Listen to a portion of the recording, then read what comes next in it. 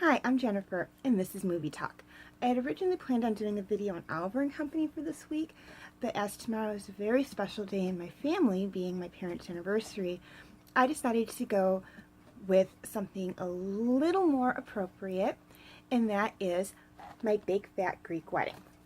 This movie was made in 2002 and is directed by Joel Zimwick. And it tells the story of a Greek-American woman named Fartula, also known as Tula Portochalis. And if I'm mispronouncing the Greek names, I apologize. She's the daughter of two Greek immigrants, and her family is very, very traditional, to the point where no one in the family marries outside of the Greek culture. And they expect particularly from their daughters, three things: that they marry Greek boys, they have Greek children, and that they cook food for everyone. But Tula actually wants more out of life than just that, and she eventually meets a very nice man by the name of Ian Miller, who's played by John Corbell, and Tula's actually played by Nina Vardalos, who actually wrote the script for this movie. I was actually very surprised to learn that. They end up falling in love and getting engaged. And main part of the movie is Tula's family accepting Ian because he's not Greek. And you see, I'm pretty sure a lot of what goes on with her family is very much over-dramatized. But it is done in a very funny way, as this is actually a romantic comedy. So you have to anticipate some over-dramatification. And this movie, it's just, the way it's done is just so funny, because her family is just so traditional, and they don't want her to lose her identity as a Greek and to submit to his family, because I'm assuming that's kind of what happens, is the woman takes on more of the husband's traditions in their culture. I could be wrong, so if I'm wrong, I apologize. And they were afraid that when Tula married Ian, she was going to forget everything they taught her about her Greek culture. So Ian does everything he can to earn the respect of her family, particularly her father. And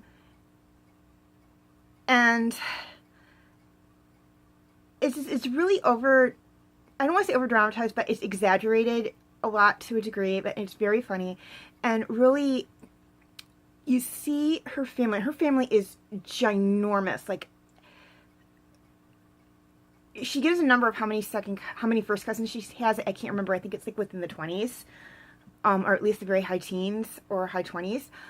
So yeah, big family. She's got two siblings of her own, and it seems like everyone in the family has some variation of the name of Nick. There's like 5 Nicks, I believe, in the family, which is very funny. In my opinion, like I said, a lot of it's like exaggerated to a degree. And really, the only one in her family who, even before she meets Ian, who's really on her side in wanting a new life, is her younger brother, Nick, who's played by Louis Mandylor, I believe is how you say his last name. And he's really, like, he sees she wants more out of life, and he does his best to support her, like I said, even before she meets Ian. And after she meets Ian, really after she gets married, or not married, but engaged to him, he and their one cousin, I can't remember his name, are like constantly teasing him. Like there's this one line where they're having this family meet and greet, which was really supposed to be just Ian and his parents, Tula and her parents, and her brother Nick, but then her mom kind of goes and invites the entire family, because that's what Greeks do in the movie anyways. And Nick tells Ian, because Ian's trying to learn Greek, to kind of please Tula's parents, that he should just welcome everybody into the family in Greek, and he tells him what it is, and it's not what it is, it's actually something different.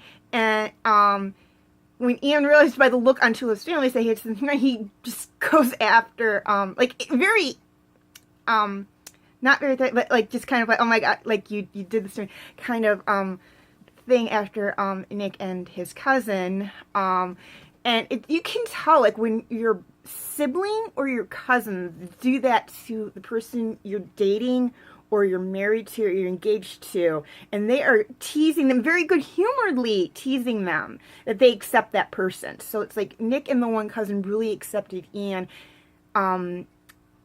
because they were doing that, and you can see it in the movie. And it's really like they have this big over-the-top wedding within the Russian Orthodox Church, because that's what Tula's parents wanted for her. And she was so afraid of disappointing her parents, and she got married or engaged to someone who wasn't Greek. And Ian wants to be on good terms with his in-laws, so they agree to, whatever they want. And everybody in her family just has this opinion. It's like she wants to keep it, Tula and Ian want to keep it very simple and whatnot, and her family's like, oh no, well, we have to do this, and we have to get married in the Greek church, and we have to have the reception here. And her cousin Nikki is like, oh, well, this is what the bridesmaid dresses have to look like and everything. And it's just like everybody's throwing in their opinions, and it's like nothing that she wants is really getting heard. And it's like, I get that when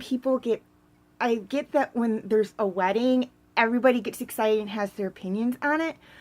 But from what I've heard, it's kind of what the bride wants. And it's like they really over-exaggerated it to the point that everybody was weighing in and whatnot. And the end of the movie actually ends on the note that she realizes, not only does her father finally accept her husband and his family into their family, but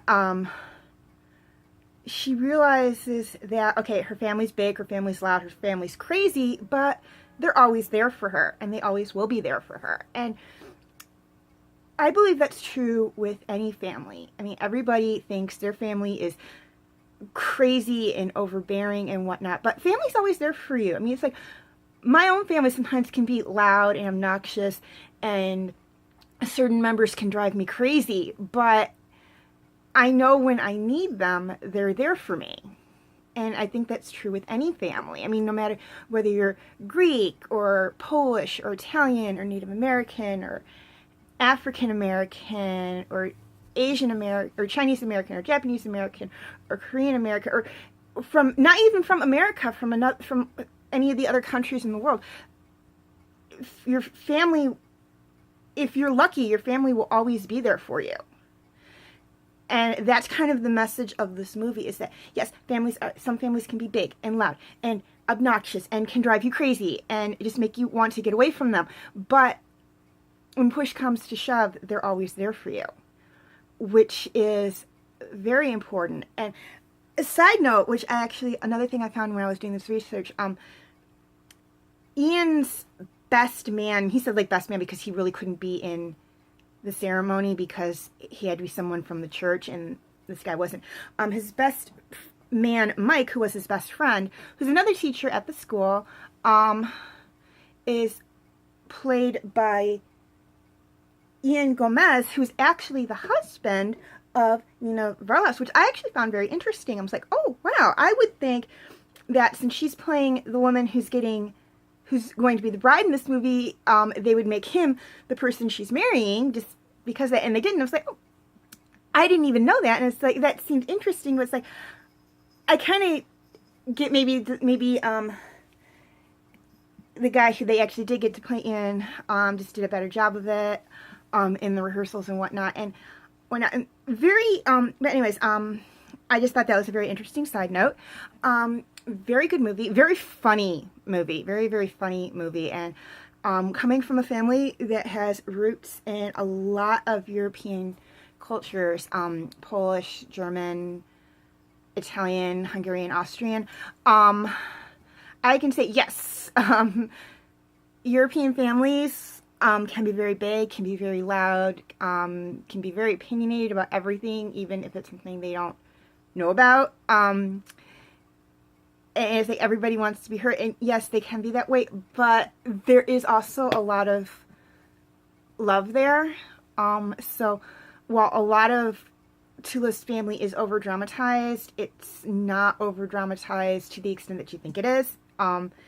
It actually is my both sides of my family are very much like that. I mean, we're not as big as they are portraying her family to be, but we are very loud. We are very opinionated on things. Some of us can be very stubborn on things, but we are always there for each other. So they did, so I can speak from experience that it's like, I bring up something that is just something that's of interest to me, like my writing or something, and everyone, like at a family get together or like reunion or holiday or something, and everyone has an opinion on how I should do it, and it's like, this is my thing, you don't even know where I'm going with this, why are you doing that? But